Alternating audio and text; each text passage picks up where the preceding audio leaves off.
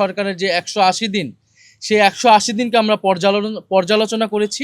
আমাদের কাছে মনে হয়েছে এই 180 দিনে সরকার অপরিকল্পিত এবং অব্যবস্থাপনার কারণে জনগণের ভোগান্তি ব্যাপকভাবে বেড়েছে এবং জন আস্থা, একটা সরকারের যে পাবলিক ট্রাস্ট প্রয়োজন, সেই জন আস্থা একেবারেই তলানিতে গিয়েছে। কারণ আপনারা যদি দেখেন, আইন শৃঙ্খলার পরিবেশ অত্যন্ত বাজে, দেশে নিরাপত্তা নেই। যদিও আমরা বিগত সময়ে শুনেছি, বিশেষত নির্বাচনের আগে, যে নির্বাচিত সরকার আসলেই, অন্যভাবে বলতে গেলে বিএনপির সরকার আসলেই দেশে আইন শৃঙ্খলার পরিবেশ ঠিক হবে, কিন্তু তারা এখন পর্যন্ত এই 6 মাসে আইন শৃঙ্খলার পরিবেশ ব্যর্থ কোনো ক্ষেত্রে তারা সেটা অন্তর্বর্তী সরকার অথবা বিপ্লব পরবর্তী পরিস্থিতির থেকেও ভয়ানক রূপ ধারণ করেছে। দ্বিতীয়ত, জ্বালানি সংকট। আপনারা সকলেই জানেন, দেশের কোথাও বিদ্যুৎ পাওয়া যাচ্ছে না। ইভেন ঢাকাতেও লোডশেডিং হচ্ছে এবং লোডশেডিং দেশের ইতিহাসে সর্বোচ্চ পর্যায়ে পার হয়েছে।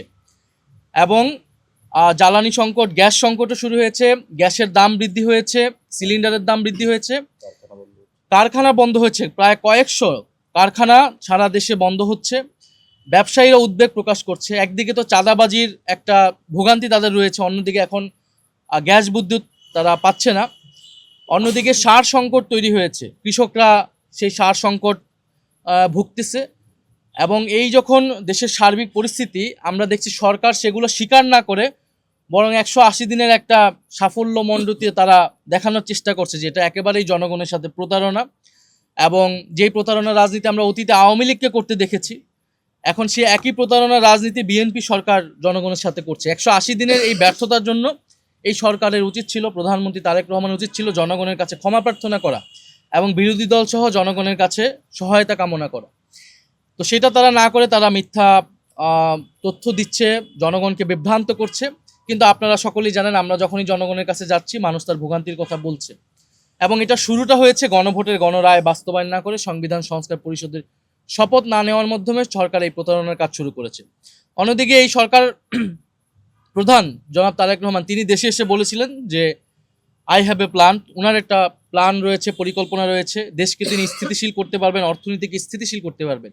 এখন দেখা যাচ্ছে যে পুরা সরকারের 180 দিন আসলে অব্যবস্থাপনা।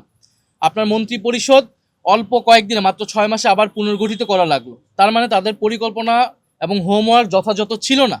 এবং এই মন্ত্রী পরিষদ কিন্তু তাদেরকে আরও পরিবর্তন করতে হবে, কারণ সকল মন্ত্রীরাই, বেশিরভাগ মন্ত্রীরাই কিন্তু ব্যর্থ হবে আসলে তাদের কার্যক্রমে। ফলে এই সরকারের কাছে কোনো পরিকল্পনা নাই দেশ কিভাবে পরিচালনা করতে হয়, এবং তারা বিরোধী দলের কাছে পরিকল্পনা চাচ্ছে। তো বিরোধী দল সরকারের আগেও ইস্তিহার ঘোষণা করেছে, বাজেটে আমরা বিকল্প বাজেট আলাদা আলাদাভাবেও এবং একসাথে আমরা বলেছি।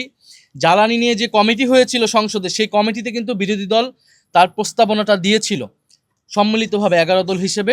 যদিও সেই কমিটিটাকেও ব্যর্থ করা হয়েছিল, পরবর্তীতে কমিটি কোনো কার্যকর করা হয়নি এবং এই রিপোর্টটা নিয়ে কোনো ধরনের আলোচনা হয়নি। ফলে সরকারের এই অব্যবস্থাপনার কারণে দেশবাসী ভুগছে। আমরা সরকারের প্রতি আহ্বান জানাবো যে গণভোটের গণরায় বাস্তবায়নের মাধ্যমে সরকারের যে কমিটমেন্ট জনগণের প্রতি, দেশের প্রতি, সেই কাজ শুরু করা উচিত এবং সকলকে নিয়ে ঐক্যবদ্ধভাবে একটা জাতীয় নীতি প্রণয়ন করা উচিত। জ্বালানি ইস্যুতে, আইন শৃঙ্খলা ইস্যুতে যদি স্বরাষ্ট্রমন্ত্রী, তিনিতেও আসলে আমরা ভেবেছিলাম হয়তো এই মন্ত্রণালয়ে পরিবর্তন হবে, কারণ কিন্তু অলরেডি ব্যর্থ প্রমাণিত হয়েছেন, আইন শৃঙ্খলার পরিবেশ মোটেও উন্নতি হয়নি। ফলে এই মন্ত্রণালয়গুলো কি করবেন, যেগুলো আসলে ক্রমাগতভাবে ব্যর্থ হচ্ছেন, তো সেগুলো নিয়ে সরকারের মন্ত্রণালয় পুনর্গঠিত করা উচিত। সেক্ষেত্রে বিরোধী দল প্রয়োজনে সরকারকে নীতিগতভাবে সহায়তা করবে। আরেকটি বিষয় আমাদের আলোচনা এসেছে যে সরকারের পররাষ্ট্রনীতি এবং বাংলাদেশে বর্তমান যে ভূ রাজনীতির মধ্যে বাংলাদেশ আছে, আমাদের কাছে মনে হচ্ছে সরকার যে পররাষ্ট্রনীতি সেটা যথেষ্ট আত্মবিশ্বাসহীন। কারণ সরকার ভারত সফর করবে কি করবে না এ বিষয়ে জনগণকে কোনো সুস্পষ্ট বার্তা দিতে পারছে না। এবং 5ই আগস্ট, এইবারে 5ই আগস্ট দিল্লিতে যে প্রেস ব্রিফিং হয়েছে, আওয়ামী লীগকে যে প্রেস ব্রিফিং করতে দেওয়া হলো, সেটার জন্য কিন্তু ভারত সরকারকে যথাযথ জবাবদিহিতার আওতায় এই সরকার আনতে ব্যর্থ হয়েছে।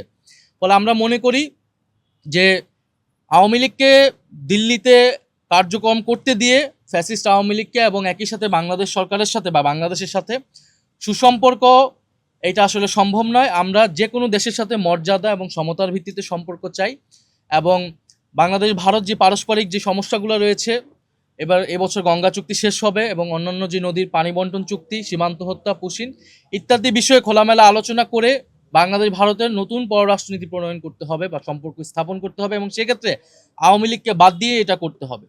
ফলে আওয়ামী লীগের এই বিষয় সুরাহা না পর্যন্ত, শেখ হাসিনার বিচার, ওসমান হাদির যে খুনিদের বিচার, সেটা নিশ্চিত না হওয়া পর্যন্ত জনাব তারেক রহমান, প্রধানমন্ত্রী তারেক রহমানের ভারত সফর জাতির জন্য কল্যাণকর হবে বলে 11 দল মনে করছে না।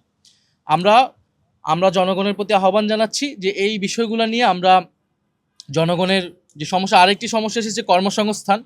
যে সরকার বলেছিল যে তারা 1 কোটি কর্মসংস্থান 18 মাসে করবে, তো 6 মাস গিয়েছে, তারা কিন্তু কোনো কর্মসংস্থান করতে পারেনি। অন্য জায়গায় আমরা দেখছি যে চাকরি পরীক্ষা সহ বিভিন্ন জায়গায় কিন্তু দুর্নীতির অভিযোগ আসতেছে। বিশ্ববিদ্যালয়গুলোতে সন্ত্রাসের আবারও অভয়ারণ্য তৈরি করা হচ্ছে। বিরোধী দল মতের যেই ছাত্র সংগঠন রয়েছে, ছাত্র সংসদের নেতা রয়েছে, তাদেরকে দমন পীড়ন করা হচ্ছে, গণতান্ত্রিক পরিবেশ সংকুচিত হচ্ছে এবং নজিরবিহীনভাবে এই সরকার দলীয়করণ করেছে, দলীয় লোক নিয়োগ করেছে রাষ্ট্রের বিভিন্ন স্তরে, ইলেকশন কমিশন থেকে শুরু করে বিভিন্ন প্রতিষ্ঠানে। আর তারা এবং দুদক, আপনারা দেখবেন যে দুদকের চেয়ারম্যান কিন্তু সম্প্রতি নিয়োগ করা হলো, এবং এটাও জুলাই সনদ অনুযায়ী কিন্তু নিয়োগ করা হয়নি। পিএসসির চেয়ারম্যান পদত্যাগ করেছেন, কেন করেছেন আমরা জানি না। তো এই যে